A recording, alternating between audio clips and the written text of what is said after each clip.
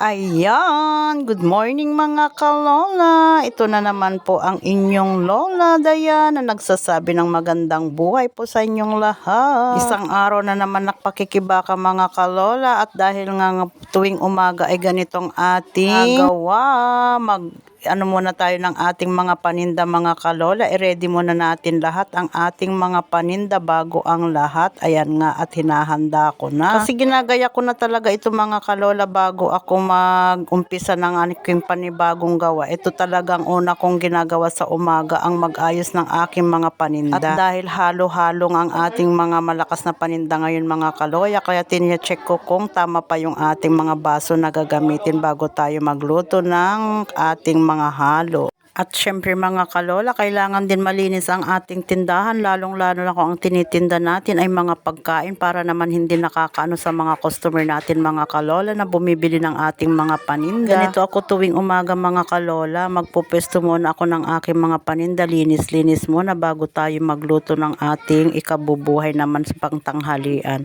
Kaya mga kalola, sa mga katulad ko na nasa bahay lang, ito ang ating pinagkakakitaan. Syempre sipag at tiyaga ang kailangan mga kalola. Sabi nga ni Wonder Mommy ng Wonder Family mga kalola, pag mahirap ka pa, di ka pa pwedeng magpahinga, bawal pa po magpahinga. Charot lang po yun mga kalola, pero sa totoo lang, kailangan talaga natin sipag at tiyaga. Pagkatapos naman natin sa tindahan mga kalola, dito at lilinisin naman natin yung ating mga ginagamit, katulad yung pinagpapatungan ko ng yelo mga kalola, kinukusutan ko yan at saka isasampay sa labas para naman mga pag ginamit ulit natin mga kalola, yan ay malinis na, diba? Kasi syempre kinakain ng tao yan, at minsan kumakain din tayo, kaya kailangan din lahat ng gagamitin natin sa ating mga panindang pagkain ay malinis mga kalola. Yan po ang tama talaga sa ating mga tindera. Kaya diba? Minsan din mga kalola, pag ako bumibili ng pagkain sa ibang mga tindahan din, syempre tinitignan ko din kung paano or ano yung paligid nila. Ganon din po mga kalola sa ating mga suki. Syempre nag-oobserba din yung kaya mga kailangan yan mga kalola malinis lahat ang ating gagamitin. Kaya ako nandito minsan sa kusina nag-ano mga kalola, kasi malapit lang sa lababo, kaya kada galaw mo hugas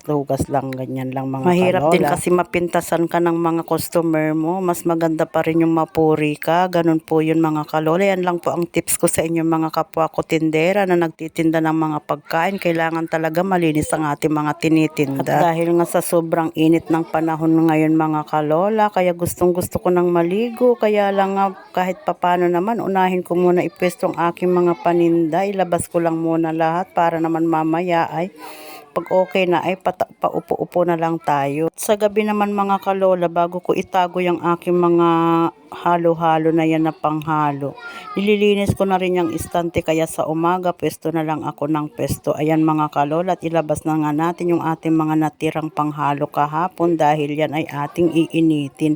Yung iba naman yung sago at gulaman ay hindi ko na yan iniinit, dahil pagkatapos naman yan ay nilalagay ko na kaagad sa ref. At kung ano yung mga kulang na lang na sangkap mga kalola, yun na lang yung aking niluluto sa umaga. Katulad yan mga kalola, kulang na ako ng sago at saka ng gulaman, kaya ako'y magluluto muna ng sago gulaman, tapos iinitin ko na lang yung saging at saka ng kamote, dahil meron din ako dito bagong pang sahog mamaya, pero ubusin ko muna yung natira kahapon dahil okay pa dahil naman. Syempre lahat yan may puhunan, kaya dapat tipid-tipid din tayo mga kalola.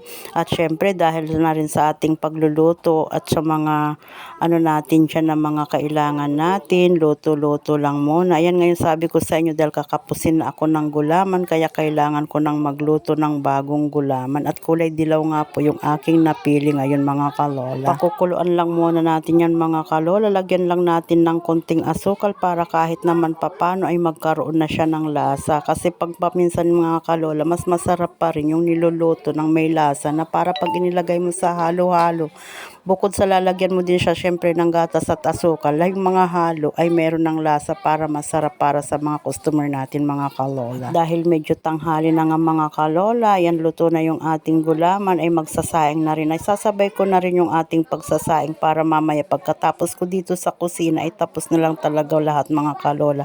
Pero nag-iisip pa ako kung ano yung aking ilulutong ulam, dahil wala pa akong nabiling ulam, kaya magsasaing lang muna tayo. At pagkatapos nga nito mga kalola, bala ko na talagang maligo dahil ako'y init na pero kailangan ko pang magligpit muna mga kalola. Tayo ay magtitiklop pa ng ating mga nilabhan kahapon para naman kahit papano ay maluwag itong aking kinagalawan dahil maliit lang ang ating bahay, kaya kailangan lagi tayong magligpit para naman kahit papano maliwalas ang ating ginagalawan. Pero ayan nga, at hindi pa nga tayo tapos magligpit at hindi pa tayo tapos maligo mga kalola at mayroon na ngang sumisigaw ng pabili po ng halo-halo, kaya ayan, bibitawan na lang ulit natin itong ating tinitiklop at tayo ay magbebenta muna para naman kahit papano kalola ay meron maaga tayong buena mano sa ating halo-halo. O diba, sarap pag ganito mga kalola na may bumibili na. Ang sarap sa pakiramdam dahil talaga. Sa sobrang init ng panahon mga kalola, kaya kahit maaga pa talaga may mga bumibili na ng halo-halo. At ayan nga yung aking kasama sa bahay, yan din ang kanyang hanap buhay, ang maggupit. Kaya habang pasingit-singit lang yung ating ginagawa mga kalola, tinda dito, tinda roon, ligpit dito, ligpit doon, kahit wala pang ligo ang lola nyo. O diba, hanap buhay mo na, diba, money first, ika nga, char. Dahil nga dikit-dikit ang bahay dito mga kalola, kaya lahat ng ingay ay maririnig mo sa iyong kapitbahay. Kaya shout out muna sa mga maiingay nating kapitbahay na nakatambay sa harapan ng tindahan natin. O diba,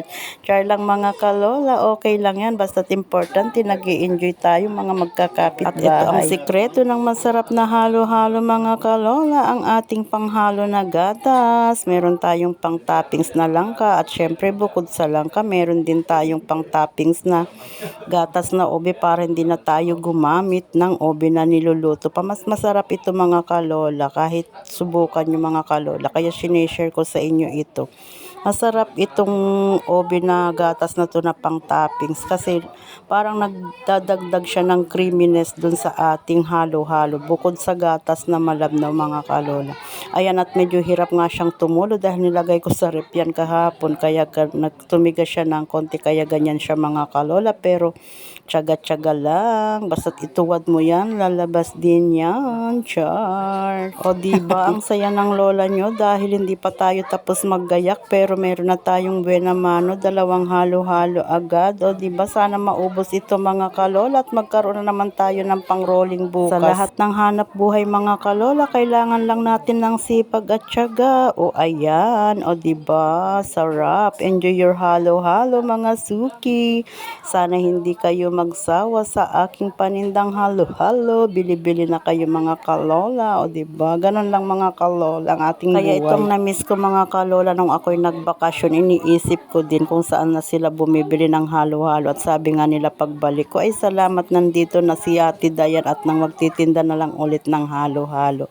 O diba, dahil sobrang init na nga kalola, talagang hindi ko na kinaya. Kailangan ko nang maligo. Tara na muna at maligo mga kalola. At yan, dahil tapos na tayong maligo mga kalola at naipesto na rin ang ating mga paninda sa tindahan, tayo naman ay uupo at asikasuhin naman natin ang pagtitinda ng ating raffle ticket dahil malapit na nga ang raffle mga kalola, kaya kailangan makaubos din tayo ng ating panindang ticket. Kaya sa mga wala pa po dyan, habol-habol na mga kalola at nang kayo ay kapitan ng swerte ngayong darating na April 27. So ayan lang mga kalola, hanggang sa muli, maraming salamat po sa mga patuloy na sumusuporta at nanonood ng aking mga video at vlog.